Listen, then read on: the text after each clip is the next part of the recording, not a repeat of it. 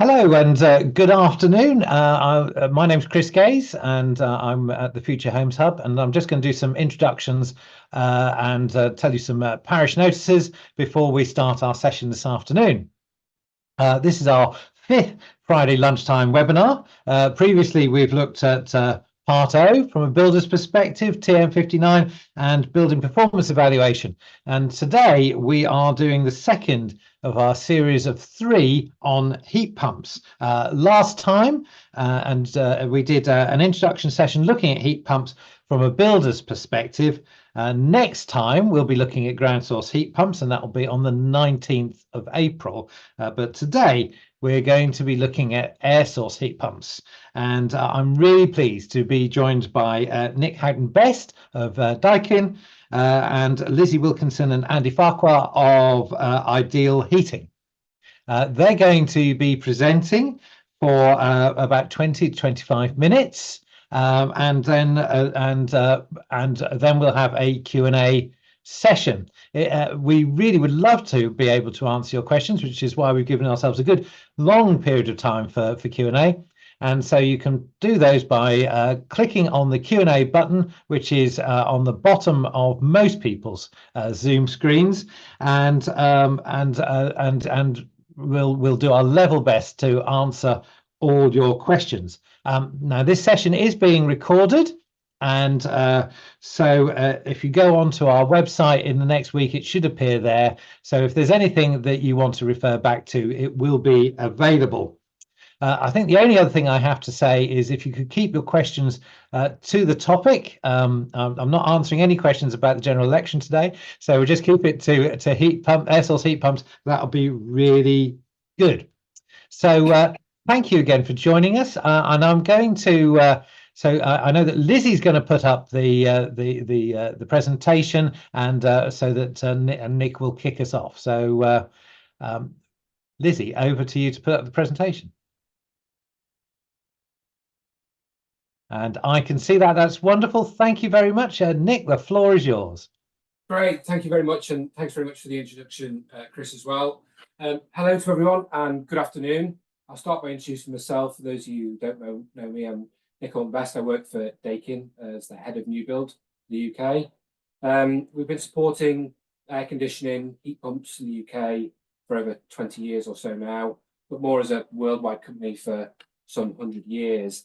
I've been asked today to offer 10-15-minute overview of when and how to use heat pumps.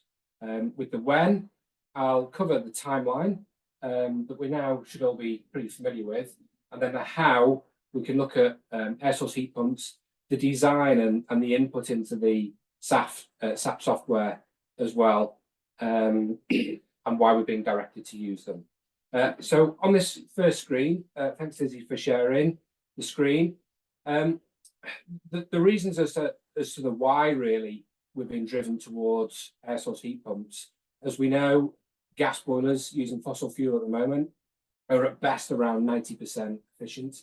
And when we then compare that to heat pumps, and then we input that into the software, we're buying typically around 1 kilowatt of electricity. But then we're adding that into the renewable energy that it's producing, which is going to give us on average around 3.5 kilowatts of heat output. If you were to compare that to SEBUC, so the seasonal efficiency of domestic boilers in the UK, that would give us a 350% equivalent to the 90% from the gas boiler. And that's why really we're being kind of driven down this route. So yeah, very environmentally friendly. We're using renewable energy, no directly CO2. There is a need for electricity connection, of course, to the outdoor units, but there's no other fuel handling necessary. And yeah, it's all about the move away from fossil fuels. Lizzie, if you move us on one.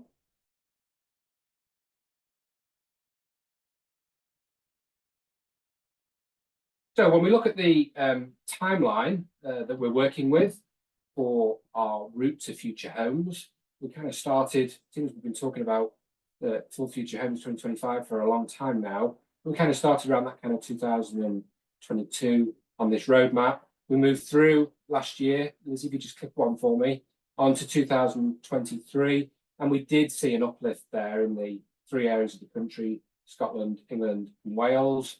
So, you know, in England, 31% improvement we were asked for. We can still probably go ahead with our new build properties with a gas boiler, maybe with a small amount of PV. But there's, if you click another one again, as we move now into the full Future Homes consultation, we've got our option 1, option 2. Lizzie, click again for us. And then when we look at option 1, we've got our heat pump and our MEV, wastewater heat recovery and PV for option 1, and then our heat pump only with a modern new build for option 2. And Lizzie, click again. We were expecting SAP 10 to probably turn into SAP 11. We're getting a rebadge of that now as HEM, which is the Home Energy Model, should be the new name for SAP. And we're all starting to use some of the beta software now to start modelling in there. Lizzie, click another one. And that will then take us through till 2025, where we're going to look at a further improvement of around 75%. At that stage there, and another option 1, option 2, you can clearly see there isn't a gas boiler option in option 1, option 2. It's heat pump or heat pump. And then Lizzie, click another one for us, please. So I'm not going to go through the whole cycle of how and why a heat pump works, but other than just to explain that it's using a renewable energy process. So we're adding that small amount of electricity in there, and then it's magnifying it across. So under the first stage there, Lizzie, just click again. Yeah, great. We're drawing in renewable energy from the outside air. So this is the ambient air in our gardens and the outside areas where the unit's located. Click again. And that's going to come into our compressor area. This is generic for all heat pump manufacturers. In there, we know is refrigerant, and refrigerant boils at -40. So what we're doing is we're bringing in the outside air, small amount of electricity to operate that system, and that boiling content is then compressed, and it goes through into stage 3, where it's going to give up that now magnified heat that's created in that cycle, taking us through to our central heating and hot water systems. And this renewable cycle is our COP. We're putting 1 kilowatt of electricity in, we're getting 3.5 kilowatts of heat out. And then Lizzie, next one. So when we look at the hows and the whys of what we're going to look at for our new modern heating systems in our houses, we're going to typically have one outdoor unit, which will probably contain central heating pump, expansion vessel, all the controls, and the hydro side of the system. And then the second part of that kit, and this is again is similar across most manufacturers now, is going to be your domestic hot water cylinder that we've seen previously before in our industry. It's a typical item. A little bit different with air source heat pumps though, because we do know we need buffer tanks included in these. Most manufacturers are now including these inside the cylinder. So you've got your buffer tank built in there, you've got your controls, you've got your pipework, pre-plumbed, pre-wired. So you've got that sort of 2-package solution. Okay, Lizzie, next one. The next item, we've got our monoblock heat systems, we understand that, we've got domestic hot water cylinder. The next item that's come about probably more recently is in the UK, we do have a proportion of new build flats and apartments. What are we going to do with those to offer them this now mandated air source heat pump solution? We clearly can't bolt like we would like to across Europe an air source heat pump to the side of a property. So the solution has to be something that's going to be internal to the house. And Liz, if you just click one for me. So now what we've got here is a domestic hot water cylinder, typically like we normally use, in the bottom half of this. And then that top highlighted area is an air source heat pump. The only difference with this is because it's inside the property, we're going to need to draw the air into it for its refrigerant to start its renewable process, and then some duct work to the outside of the property. Now, we do need some extra design for this, which I'll cover off on the next slide as well. Lizzie, just click one more. And again, there we go. So typically what we're going to now look at, and this happens to be a small house on this one, for example, for an air source heat pump, we're going to look at the outdoor unit, whereabouts we're going to locate it. Is it going to be small enough to fit inside the kitchen window, perhaps, which it does on this house? Where is the pipework going to come in? We're going to look at the individual rooms across the house. We're going to do heat calculations there. We now know from gas boilers and from heat pumps, we're looking at the same flow return temperatures now with new Part L in effect. So we're going to then size the radiators accordingly for all of those rooms, drawing the pipework like we would typically do. And then Lizzie, just click the one for me. When we look at the air source heat pump cylinder, perhaps in an apartment or a flat where we're going to use it, we do need to make some extra accommodation. So in green on here, you can see the air coming in from outside to offer that air source heat pump its renewable content.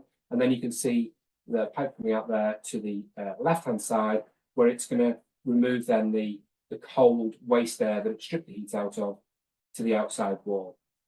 Lizzie, just click one more again. Some of you may be involved in SAP, but certainly you'll have SAP assessors that you'll be using to get compliance for these. Now, the air source heat pump cylinders are going to enter into that software somewhat differently than we're previously used to using. So for space heating, we're most likely going to have an electric panel heater system. It's a very low kilowatt requirement for space heating. So we're going to use the standard codes, the defaults that are in SAP. So you can see here, main heating 1, and the SAP code in there is 691 for the electric panel heater system. Lizzie, click again. And then this one we wouldn't normally be using unless we were using a supplementary heat source. But for these cylinders, we're now going to go into main heating 2. We've got a PCDB for the cylinder, so it's already been registered with BRE and added to Elmhurst. So we've got a code in here that we're going to use. We're going to click on percentage of heat 0, because this is not offering us space heating. Lizzie, can you go back a slide for us if possible? And then just on that main heating 1, just to reference there, percentage of heat, the panel heaters are doing the 100% of the space heating. Sorry, Lizzie, then go for 2 on. That's great. And then we're going to go into our water heating, which we would normally go into for our air source heat pumps. But rather than drawing that from main heating 1, which is obviously electric panel heaters, we're now going to draw that from main heating 2. And the rest of that table pretty much populates itself. And then just one more, Lizzie, if you would. Oh, that's just finished. Good. So in a quick summary then, we know the why, we know the when, and with the how, I would say please reach out to your manufacturers. We've all been designing heating systems for a while now in our areas. So please, yeah, we've got some good guidance on there. And then I'll hand you over to Lizzie and Andy, and thank you for listening.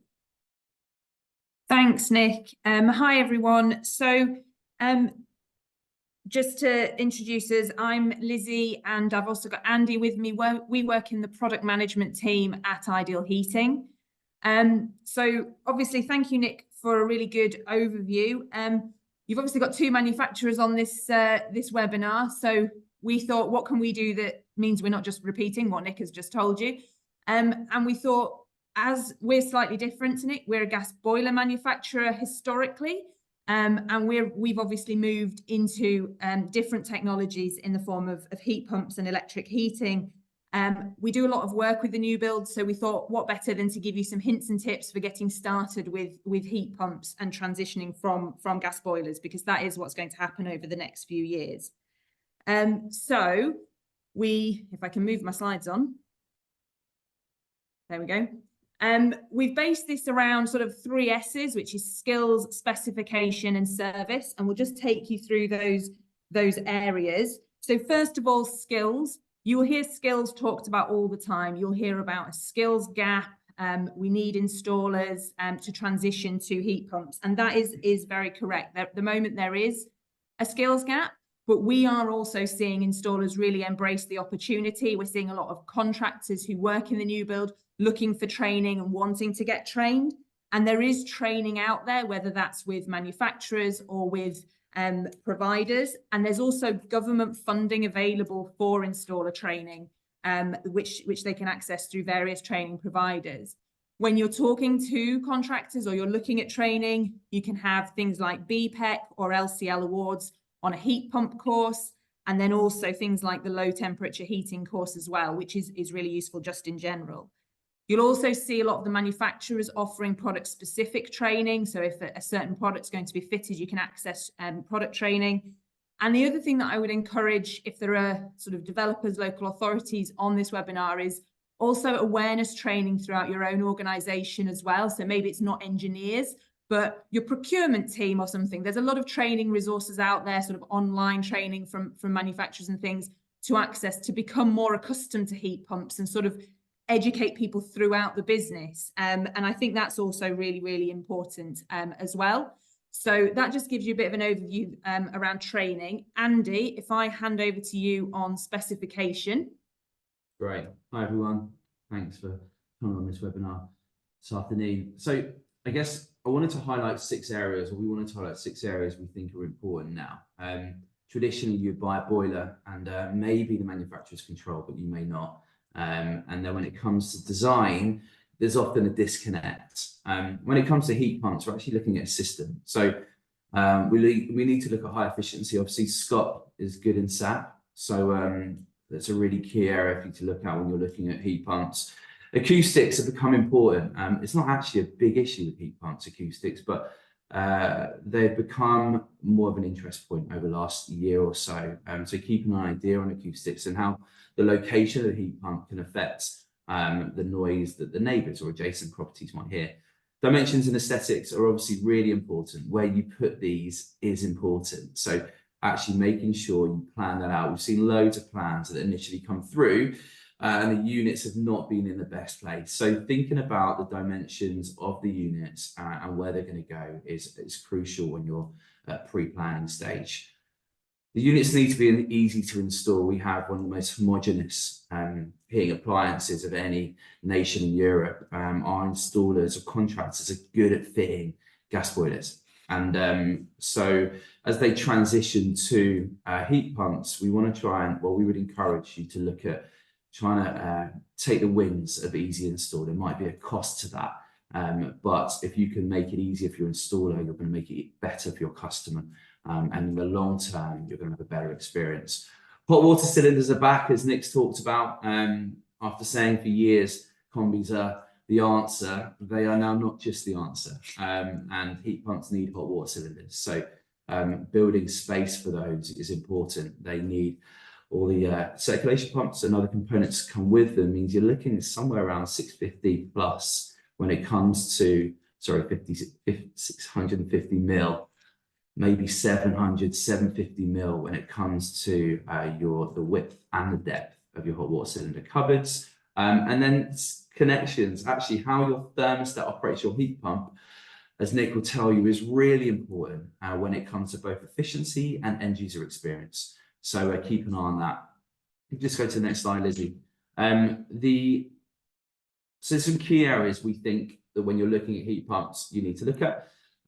System sizing and design. We're not just whacking 24 kilowatt boilers into houses anymore. We're now looking at, there's a big nuance with heat pumps, and you don't want to undersize them, because if you do, then during the cold parts of the year, they're not going to quite meet the heat required for the property, and you don't want to oversize them, because if you do, they will cycle. And what I mean by that, it's a bit like when you rev your car at the lights. If you were to rev your car over and over and over again, it would cost you loads more in petrol, and the reliability of the components of your car would be reduced. In the same way, we want to make sure heat pumps aren't oversized and aren't undersized. However, they do modulate, whether that's Daikins or Ideals, our heat pumps do modulate. So there is a good safety window. Just keep an eye on that design. Flow temperatures are different. So while 55 degrees is now what everyone's capped at when it comes to flow temperatures, with heat pumps, you want to see if you can get them down. I mean, you do with boilers as well, but you can take real advantage of a lower flow temperature with heat pumps, both on your design calcs, on your scores, but also on your end user experience. As we talked about sound already and location, I guess another key thing is electricity supply.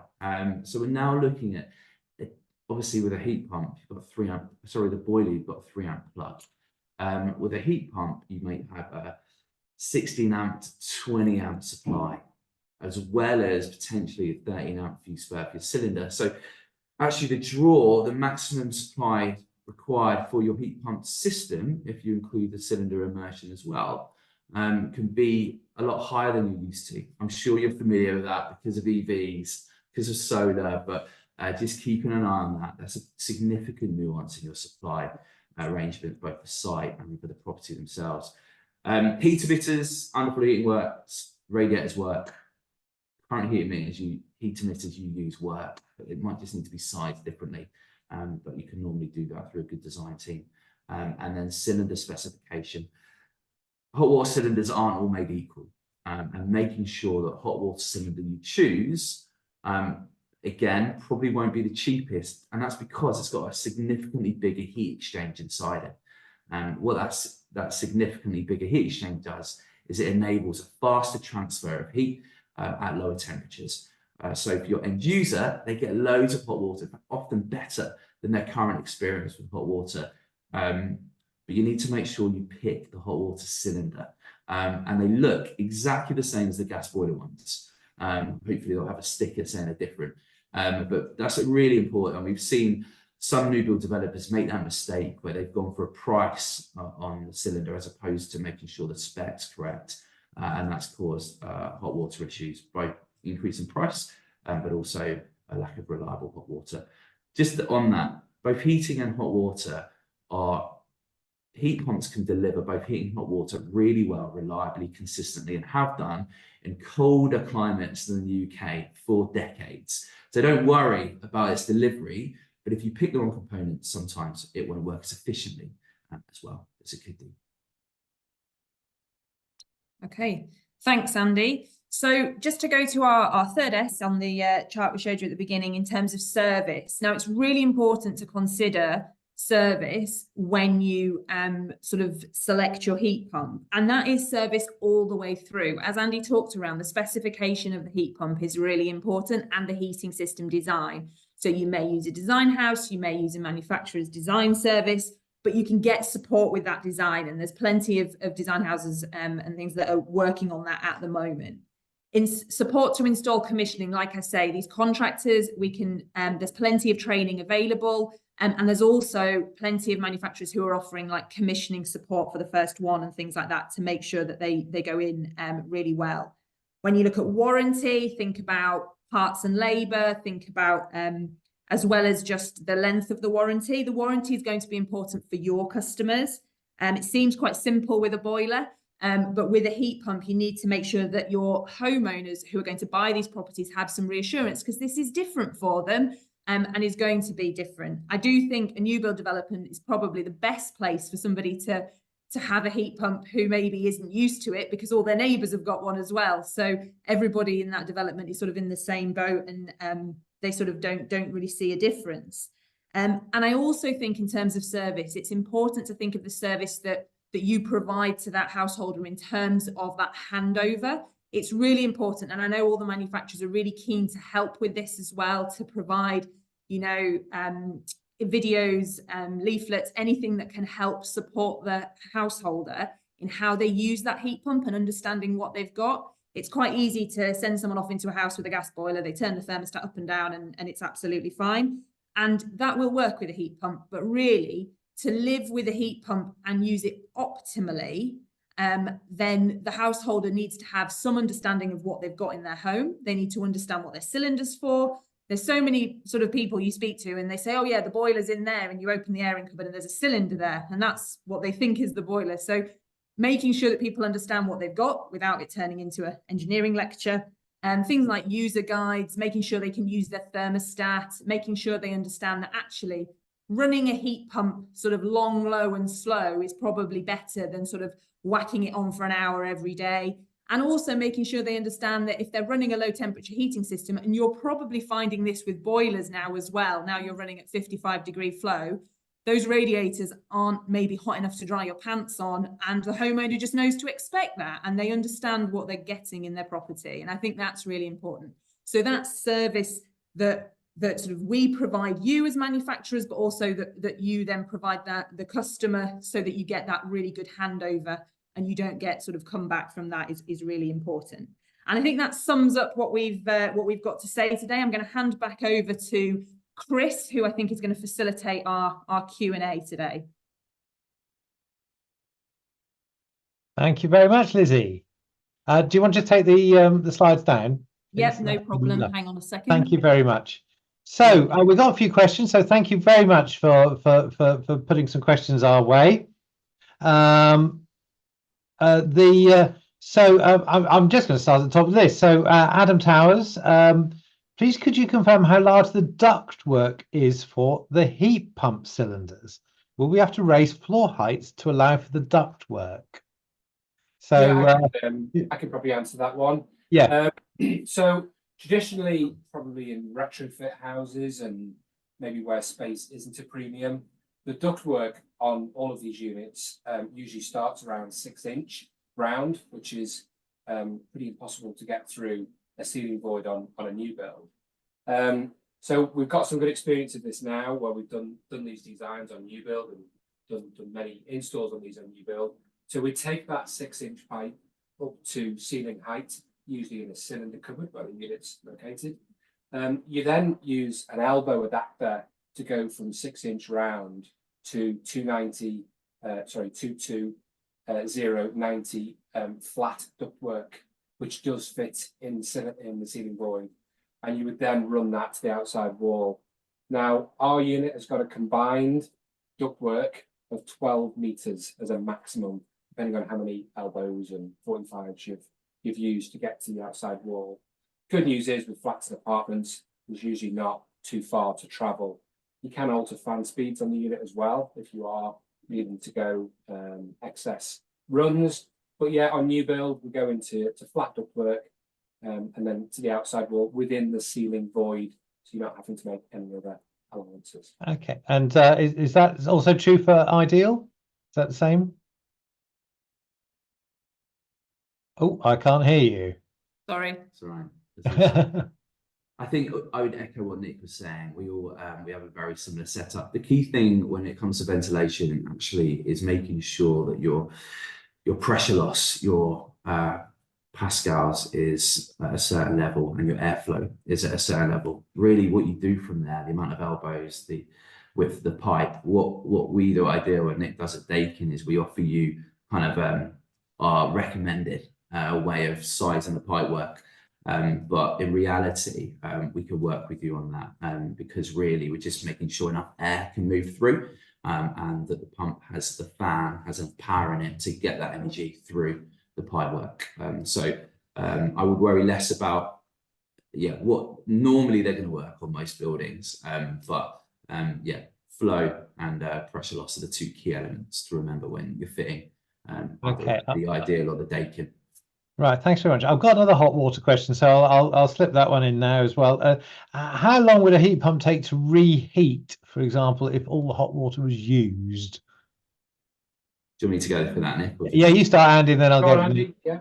We'll do heat pump cylinders. So cylinders that work with heat pumps as opposed to the heat pump hot water cylinder that has the ducting. So remember, this is now your normal cylinder in your house, and you have a heat pump outside and a wet radiator system. It can really depend on the size of the outdoor unit. But without wanting to slope my shoulders too much, the Hot Water Association has done some benchmark testing to try and bring a level of even running from that. And actually, the colder the cylinder is, the faster it reheats because the difference between the flow temperature and the heat pump. Anyway, either that. We've done testing that shows heat pumps can reheat cylinders in about 30 minutes if you pick the right cylinder from 10 degrees to 50 with a heat pump. However, I would say normally about an hour. Normally, because of the heat exchange, what you currently get on your gas boiler, I would expect you to get about the same in your cylinder. Yeah, I would mirror a lot of those comments really, Andy, the same as well. I guess the big difference, and you pointed to it before, Andy, is with a heat pump cylinder, as opposed to a typical stainless steel and vented gas boiler cylinder, the coil that's on the inside is fatter and longer, and on occasion got a ridged larger surface area as well. So the heat transfer into the cylinder, because we know it's going to take longer from an air source heat pump at lower flow temperatures, we've already put in a larger coil to take care of that. So yeah, you're not going to notice too much difference from your traditional gas boiler, other than if your customer was previously living with a gas boiler that was banging heat through at 85 degrees, yes, of course, their cylinder is probably going to heat up marginally quicker than we would expect in a modern heating system now with an air source heat pump. And yeah, the time's anywhere between half an hour to an hour. I would also say from a technical point of view, and again, Andy, you touched on controls before, again, all of manufacturers of air source heat pumps have looked at the controls, and we now offer a setback temperature and a sort of on temperature for your cylinder. So the cylinder will never drop below the period of time. And unlike a gas boiler, which would have times set for on and off to save burning fossil fuel, your air source heat pump cylinder is always going to be on. It's always going to have a setback because it's using renewable energy, which is not costing you money like your fossil fuel would be. So actually, an air source heat pump is probably a bit more reactive to your usage. Okay, thank you. Now, while we were talking, I noticed there was a duct question, either that came in just after the previous duct question or I missed it, which is, does the longer duct length actually and change in directions that we, if you put elbows in, does that affect the COP? Good question. I can cover that one if you want me to. Yeah. I think Nick, you raised ducts. I think. If you are at the other end of your ductwork, so when we look at that sort of 12 meters combined, for example, if you're at the far point of that and you've built in your elbows and your 45s, and you've used a piece of software, which we do, to calculate the airflow through the ductwork and the pressure through the ductwork, if you're at the far end of that, there is a need to alter the fan speed of the unit to boost it up. If you're doing that, you're using more electricity, so your SCOP is going to be affected. Other than that, if you're just on the standard layout, then no. And of course, from a design point of view, we're working on all of this well before you're on site. We're working on house type drawings well before all of that. So all of that would be factored in and then offered. The SCOP and the software calculation only sees what was inputted though for the submission through VRE onto the software. So that PCB code is pretty static. So your calculation should be pretty static as well. Okay. And I've got a Legionella question. So I'll pass this one over to Andy to kick off with. How do you manage Legionella? The temperature. The question is actually, what temperature do you require Legionella checks and the frequency? But I guess if you want to talk about Legionella in a bit wider, I think that would make some sense as well. Yeah, so I guess it's important to say there's never been a case of domestic Legionella. So, but that's because we're already safe and we try to be, and try and protect our cylinders. So Legionella stops growing at 50 and starts dying we can kill it rapidly at 60. So normally we'll all get our cylinders up to 60 degrees. And most of us have a default Legionella schedule built in to, especially if you buy a pre-plumb product, that will already be there. So Legionella is something that heat pump installers have had to deal with for some time. As our gas engineers become heat pump installers, most of it has been fixed by the manufacturers before they start. But it's something you're going to need to be audited. It's something you will be audited on as part of your annual service, something that's really important, especially if you do any social housing homes. So we, on average, normally you tend to see on most domestic properties, you'll see an hour a week, and that normally happens in the early hours. I would suggest you do that, cascade that through the site. If you have 300 houses all turning on at 1 o'clock in the morning to carry out a Legionella cycle, you might feel a little bit like an airport, but it shouldn't really. I think so. That was one thing I'd say. A hint and tip on that is, when your installer commissions your Legionella cycle, make sure that he puts an adjustment on the timings of that. If you're doing a lot of sites in a lot of homes in close proximity, again, noise isn't an issue with heat pumps, but you don't need to start creating one. So I'd say I don't know if that answers the question, whoever asked that. No, thank you. I think it was quite good. And Nick, anything else to add to that? Exactly the same as Andy's covered off, really. Your outdoor unit is probably going to be able to get the cylinder up during its Legionella cycle, stagnation cycle, 57, 58 degrees probably on its own. The immersion will then be brought in. but only at that point to do that small 1, 2, 3 degrees to get it up to 60 degrees. Yes, for that hour period. And absolutely agree with what Andy said. Every phase of new build you're doing or a street, there is a default in there. I don't know, Wednesday at 1 o'clock, I think it is, where it comes on for an hour. If you have got, you know, a large development, please definitely do, and we would offer that advice. Don't all have them on coming at the same time, just because it is going to be using that small amount of electricity from the immersion heater. Yeah, definitely stage it within different days or different times. Okay, and we've had also a question in about are all heat pumps compatible with, say, smart tanks like Mixergy? And I suppose I just thought I wanted to add one which I wasn't too certain about, which is that using phase change material hot water storage as well. So Nick, and then I'll go to Andy. So Nick, you know, do your heat pumps not care? I mean, I'll answer that twice, yes and no. Yes, you can pretty much use any cylinder with, as far as I know, any air source heat pump. However, you do need to carefully look at the design and the controls around that. As Andy touched on before with things like Legionella cycle, that is a programmer that's linked into the immersion heater to help support. So you need to check that that's in place. The third-party then controllers that will then come with that will have times for ons and off and temperature regulation of the cylinder. You need to check that all works with the programmer that comes with the air source heat pump. All of that can be done by either the air source heat pump manufacturer or by the cylinder manufacturer. I don't really know of any instances where it's been a no.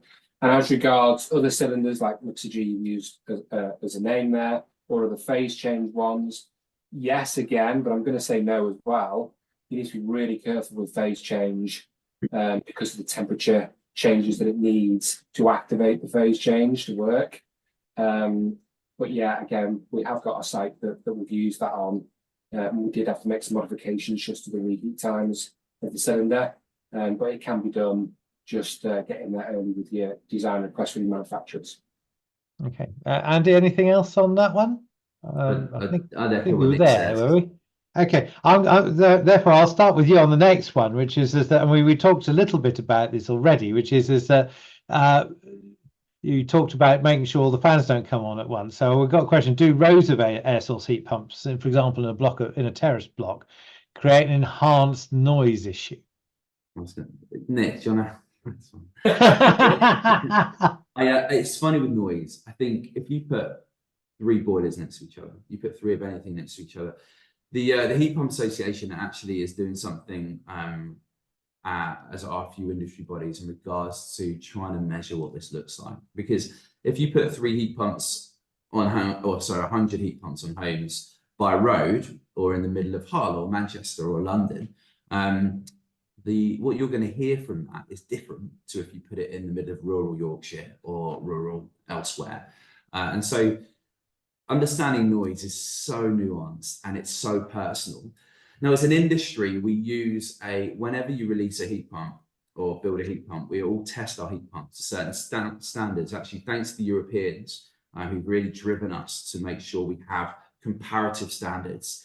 So heat pumps all make a different amount of noise, and some of them are quieter. Look out for stuff like the quiet mark, which is a really good way of understanding the noise output of heat pumps. And obviously there are also other quiet acoustic certifiers or people who give you those. It's difficult to say. I would say based on location. On the whole, if you have 100 heat pumps on 100 homes, you shouldn't hear a massive difference when they're all going. Something is that, and it's a bit of an opt-out. Yeah. Okay. Right, Nick.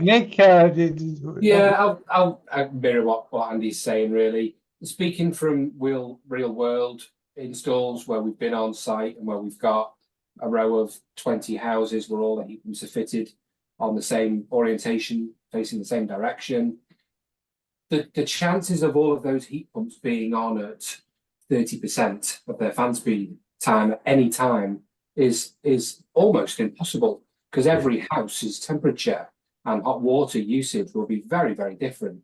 and they're not like a gas boiler. So they don't have an on and an off. They're just constantly on, using renewable energy, all at varying times. I was on site last week. We did some talks and training with sales staff and the site staff, and we took them to the outdoor unit, and they asked our engineer to switch it on, so we could see and hear it. And he said, it's already on. And when you actually looked through it, you could see the fan moving. And that's the type of noise that they're kind of not making. The noise that we publicize, power levels and pressure levels, power level being if you just stick a microphone inside the unit, pressure level being if you're standing a meter away from it, which is the industry standard, is the maximum that it would ever be in. So if you'd been away on holiday, the house had really dropped in temperature down to its frost sort of sap levels, and then it had fired up for heating, and someone rang the stats up to 30 degrees, and there was no hot water needed to. That's never going to happen on these, because they're literally designed, as Lizzie was saying before, to be on constantly topping the heating up between those two levels, and constantly topping the domestic hot water up. So the inverter, the modulation that Andy was talking about, is in use constantly. They'll never be in that 100% mode. And just to add to what Nick said, if you look at, for instance, our heat pump, one of our heat pumps has a noise output of some power level. So you put the mic up to it at 51 dBA. My fridge freezer is around about 53 dBA. And that sits in my kitchen inside my house. And so I think we hear these numbers and we don't really know what they mean, but actually I'm not waking up in the middle of the night because my fridge freezer is topping itself up. Really, I don't even think about it. And I think that's something just to remember. So the light's just coming in our room. Instant tan there. Is that while it's important we talk about noise, I think we have to measure it alongside other appliances we're already used to. The fridge freezer is a great example, something that has a similar noise. I would agree, because I think probably one thing with heat pumps is that the British public are just not used to having a box with a fan on the outside of the house. So immediately it's like, oh my goodness, that must be noisy, as opposed to actually they're really, really quiet. This isn't like some, I don't know, 1970s aircon unit, like sounding like a lawnmower outside the house. They've been engineered to be really, really quiet. And I think some of it is there is concern about noise, but some of that is just because people aren't used to having effectively an aircon unit on the outside of the house, whereas in Europe they're much more used to that, so it's less of a concern. And Lizzie, I mean, how does it compare with a gas boiler? Well, exactly. I mean, the gas boiler is on the inside of your house, and you know, with the cylinder you'll have pumps and circulation pumps on the cylinder, whether you've got a boiler or a heat pump. So I think a lot of the things about noise aren't necessarily about the person who's in the house, unless it's sort of, you know, you don't want to be putting it directly under a window, but there's restrictions around where you can put the unit versus where the neighbours are and things like that. And I think that the question around what if you have a row of terraces and they've all got a heat pump, I think you need to remember they're not all going to have an enormous outdoor unit, because a terrace probably will need relatively small outdoor unit as well, because they're going to be relatively small houses. We see flats which have cascaded units, so you'll have several units on the outside of a block of flats and things like that. It's becoming more and more normal, and I think it's absolutely fine. So I think we have to be really conscious of noise and we have to take it into account, but I think it's definitely manageable. And is there anything, you know, as a developer, you know, that I can do to really screw this up? I mean, is it also to do with positioning or leveling or fixings, or? I think the whole thing, it can be where you orientate them and where you put them. The thing I would say is also the sizing and specification that we talked about earlier, and making sure that the whole system runs efficiently, because then the heat pump isn't going to be overworking or turning on and off all the time, because that's probably what's going to generate noise more than it just running consistently and sort of gently in the background. So that whole piece, and I think that's what's really key about heat pumps. Gas boilers are really forgiving. You know, you can get away with a lot with a 30 kilowatt combi. You know, everybody knows that. With heat pumps, you can succeed or fail before you've even installed the unit on the specification and the design and the sizing. And there's a lot of support out there to help with that, whether that's apps, whether that's design teams, whether that's sort of all the support you can get from manufacturers or from third-party sort of design houses and things to make sure that those heat pumps are specified correctly for the property. And I think that's really important, especially if you're just getting going and just getting started and things. And it's take that support and use it as well, I would say. Okay, great. Thank you very much. I got another question on reheat times that came through. Nick, I was wondering if I could throw this one at you. It says, because I think we've almost answered it, but maybe not quite. On reheat times, you commented on the time taken by an outboard heat pump to get the water to the set temperature. But what about the reheat times for a domestic hot water heat pump, i.e. one integrated with the cylinder, given the lower output of the heat pump? Yeah, we are restricted further with that ductwork that's coming into the unit. So we're not sat in a garden. We haven't got an endless supply, depending on the fan speed of air. So we are restricting the incoming airflow for that refrigerant cycle. So you are going to get extended reheat times for that domestic hot water cylinder. You're probably looking at more what Andy was saying before, about around an hour typically for those units. What I would say with apartments and flats, especially if they're on all electricity, which they've probably been on before, whether it's storage heaters, panel heaters, with a domestic hot water cylinder, usually with an immersion heater in, that's probably actually better than they were getting on the immersion heater. If they were on a gas boiler before, then probably it is probably not as good as they were expecting. Typically in flats and apartments, the cylinders are smaller though, so you're probably looking more around that 200-litre cylinder rather than the 300-litre cylinders we see in, you know, medium to large size new build properties. So again, it's a smaller cylinder. You know, it's a reasonable reheat time we would expect. And also flats and apartments, when we look at MCS calculations, 45 litres per person per day, you know, you're only going to have a maximum of maybe 3 or 4 occupants in an apartment or a flat. So the usage is a lot less as well. Okay, right. Thank you very much. And Andy, I'm going to go back to you on a point that you made. So if a heat pump is oversized, would it not optimize itself to run at a lower rate rather than switching on and off and revving, as Andy noted? Absolutely. And I think what probably didn't highlight well enough when I said it, a heat pump will modulate.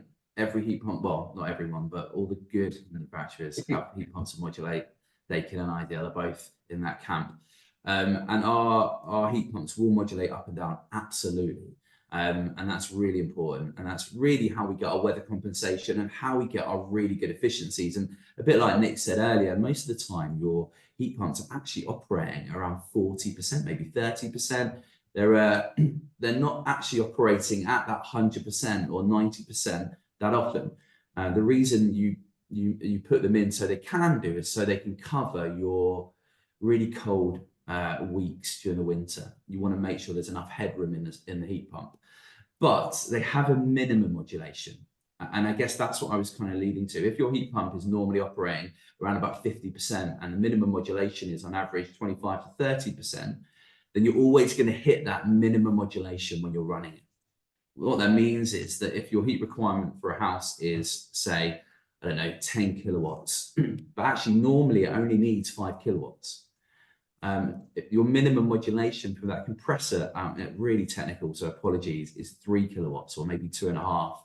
But actually it means for, say, spring or autumn, you're always going to have to hit that. Whereas if you put a 8 kilowatt or a 6 kilowatt in, then you've got a nicer level of modulation. Apologies for going deep on the technical. But in essence, a heat pump doesn't often operate 100%, often operates around about 50%. And if your heat pump is too big, then that 50% gets too close to your minimum modulation rate of the compressor. You have to apologize to think of my wife and our evening conversations. Okay, that's okay. Thank you, Nick. If you got anything to add to that, otherwise I'll ask you a different question. Only, just again, exactly what Andy said. It's great that all this conversation mirrors across the two manufacturers as well, which is brilliant. Yes, we're not having those ons and offs, and yes, designing it absolutely. Yeah. You'll hear us air source heat pump manufacturers talk a lot about buffers and volumizers as well, and these are built into the design to stop the on and off. So you've got that. I mean, it's literally called a buffer. It's a heat buffer. So you're dipping in and out of that buffer to stop the on and off of the outdoor unit, because that's what we want to reduce. And Andy mentioned before about components and life cycles as well. The less times that compressor's on and off, the longer it lasts. Okay, well, I've got a refrigerant question for you. So, so it says, what's the best refrigerant, R32 or R290? And I suppose my supplementary to that is that, are those my only choices? And and which ones do you go for? Do you want me to start with that one, Andy? Yeah, you go for Nick, and then I'll throw over to Lizzie and Andy, whoever thinks they're best for that one. We could do a whole webinar on refrigerants. Yeah. So, to be fair, so Daikin are in a very privileged position that we're the only heat pump manufacturer in the world that is also a registered chemical manufacturer. So we make refrigerants from scratch. And as you said, Chris, there are endless numbers of refrigerants, different categories, and 492A and 494B, and we've used many of these in the transition towards R32. R32 is a really good refrigerant. It's quite low on the GWP. It's very effective as well. But there's a lot of talk in the market at the moment about propane, about LPG, R290 gas. It's very, very low on the GWP, which is really good. It's like 3, which is really, really good because it's naturally occurring propane. There are some risks around that, I guess, as well. There is no governance yet, though. Probably something that's going to come over from Europe at some stage, but there's no governance yet on forcing anyone to move down the scale just yet. So I think using R32 is a respectable choice at the moment, bearing in mind if you jump to R290 and LPG propane, it is going to complicate things a little bit with new builds. We're going to have to look at some extra clearances and doors, walls, windows, ventilation. We're going to have to make some accommodations around that. So I don't think there's real driver yet for us to move away from R32, with it being so good at doing what it does and not needing those extra accommodations at the moment. And if pentane's got a global warming potential of 3, or i.e. 3 times that of CO2, I guess, is that what's can you remember what R32 is? I think it's something like 624 or something. I think that R32 is. Andy, you'll have to correct me because I can't remember the number on the top of my head. That sounds dreadful, but I know it's a lot lower than others. Most of them are in the thousands, by the way. Typical. Yes, exactly. So, yeah, 2,000 something. You know. So Lizzie and Andy, can either of you remember what it is? 675. I think we're in the right ballpark. Yeah. So around the 600s. Yeah. I guess the key thing that Nick said there is actually, what does global warming potential mean? And R32 is you have to monitor R32. You have to service it, or if you don't have to service it, but you can't release R32 to atmosphere. So you have to keep it. So if there's ever an issue with a heat pump product, much like my fridge freezer, my fridge engineer, whether it's a heat pump or then has to capture whatever's left in the cylinder in the heat pump if there's a problem with it, and then dispose of that properly. So we don't realise the effect of GWP as much in application of heat pumps. I would suggest propane comes from oil. So when we drill for oil, that's where we get our propane comes from. And R32 is a refrigerant that is made in a different way. I actually think that R32 and 290 are both good refrigerants, and I don't think we need to worry about legislation getting rid of them yet. I think they're both good, but I think that they're for different reasons. So we really like R32 as well. We have it in hundreds of thousands of heat pumps throughout Europe, much like Nick does. And it's a really reliable refrigerant. It's really good for transferring energy. It's really, you don't have to replace it. It's really good. And it's got a really low flammability rating, which means that you can put R32 heat pumps almost anywhere, or at least if there is a restriction, it's not because of refrigerant. Propane or R290 refrigerant is Jerry's 677. Well done, Jerry. I mean, I'm gonna have to look back at my manual and see if that's. By the way, R290 is a different refrigerant. So R290 has a higher flammability rating, a lower GWP, but also is able to produce higher temperatures. So whereas R32 tops out around about 60 degrees, R290 will top out a higher temperature. Okay. both of those are R290.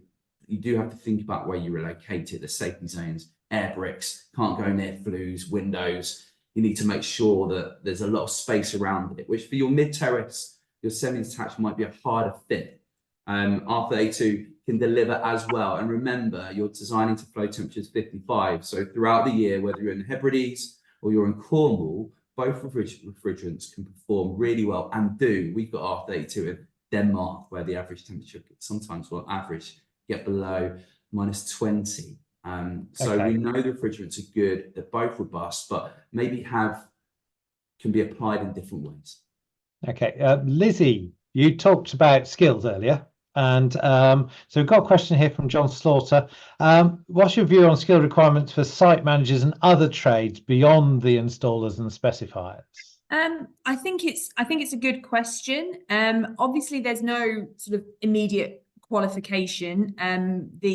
The electricians will definitely be involved, and it's good for them to have awareness of heat pumps. And I would say that was the main train alongside your installers. But I think just general awareness is good for everybody. So I would take the heat pump water heater as the prime example.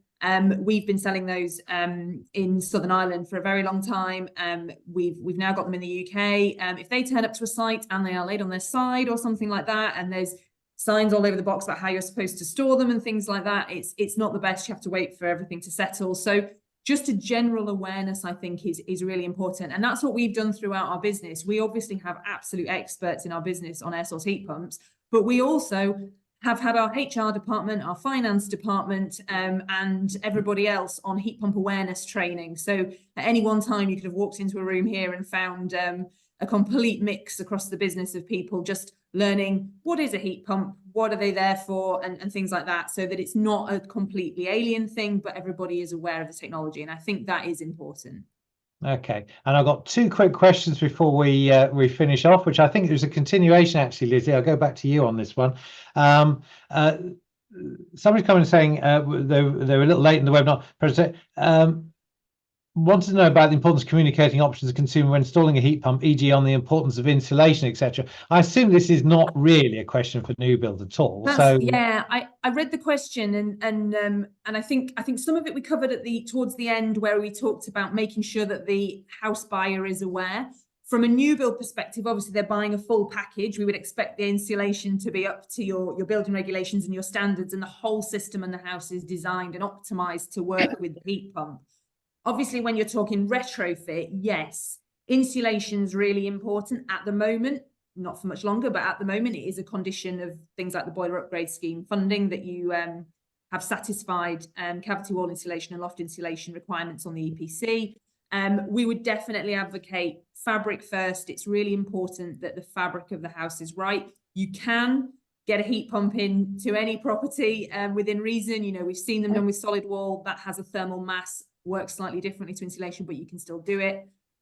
But it is important that the basics are done from a fabric perspective. And I think that's where installers and installer training, especially around things like low temperature heating, helps them to communicate to the householder in a retrofit situation. In a new build, they're getting a lovely new package all tied up with a bow that is beautifully designed and optimized. So it really does give people the best start with a heat pump, I think, in that situation. Right, thank you. And then my last one, which I'll let Nick take this one. How does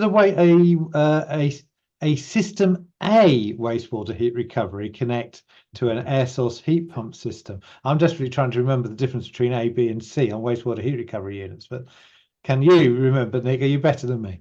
Yeah, so there was an A and a B. One was drawing in from one heat source and one was drawing in from another heat source. I forget which is which now. Well, I think one was we went to both the ensuite in the main bathroom, the boiler. The heating source and the shower.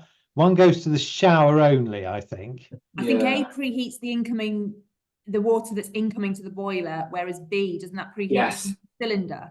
All the way around. I can't remember. Well, there's one, and there's one that goes to one. Yeah, one that goes to the shower, one that goes to the boiler, one that goes to both. Anyway, does it make any difference? Does it just I think we're using wastewater heat recovery for new build properties now, and of course it is on option 1 of the consultation. Yep. Wastewater heat recovery. I think we're going to be talking about a point of use situation on a shower.